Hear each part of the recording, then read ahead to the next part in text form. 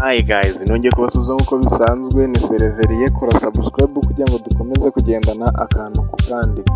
Uyu munsi mbazaniye amakuru avuga mu ikipe ya APR FC, aho Colonel Retired Richard Karasira yakuwe ku buyobozi bwa APR FC.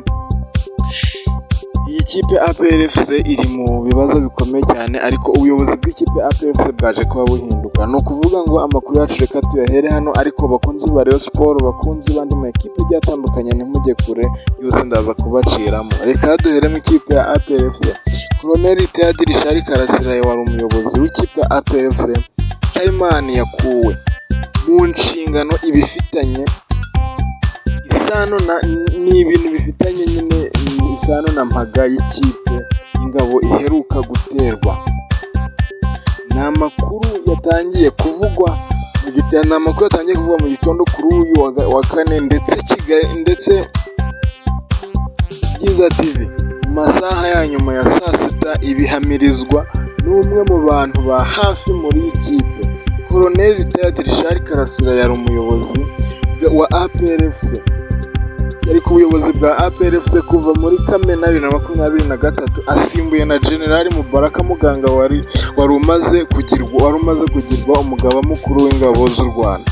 Ibi bibaye bikurikira gukurwa mu nshingano kwa Kapiteni Retired Eric Ntazinda wari ushinzwe ubuzima bwa buri munsi mu ikipe ya APR FC, team manager, byose bifitanye isano na mpaga yatewe ikipe ya APR FC. APR FC yatewe mpaga kubera guhuriza abakinnyi barindwi mu kibuga, abakinnyi b'abanyamahanga barindwi mu kibuga, aho kuba batandatu nk'uko amategeko agenga shampiyona y'icyiciro cya mbere mu Rwanda abitegeka.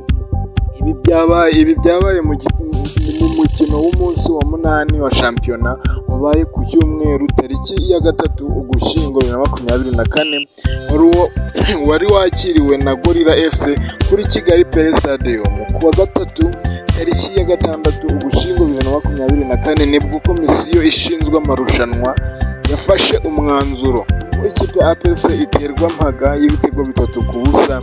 Nyuma yo guterwa mpaga, APR FC yahise igira amanota 4, ayishyira ku mwanya wa 15 mu mikino 3 imaze gukina. Ni ukuvuga ngo nyuma y'aho ngaho ikipe ya APR FC nyuma yaje kubayo ikina n'ikipe ya Vision FC, nanone yitsinda ibitego bigera kuri 2 byose bya penalty byatsinzwe na Rutahizamu nimero 9 wayo Mamadusi. Iza kuyita igira amanota 7, biyizana no ku mwanya, itabikura ku mwanya wa 15, biyizana ku mwanya wa 14. Ni ukuvuga ngo guys,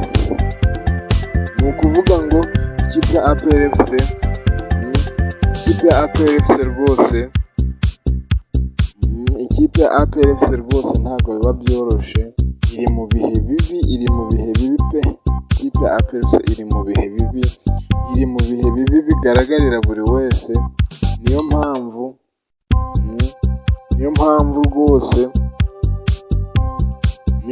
ikipe ya APR FC rwose iri mu bihe bibi pe.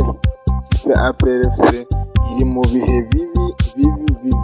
Abareyo muri hehe namwe mbahe amakuru. Reka twe dusimbukire mu ikipe ya Rayon Sport, aho Musanze is going head to head with the Rayon Sport FC starting.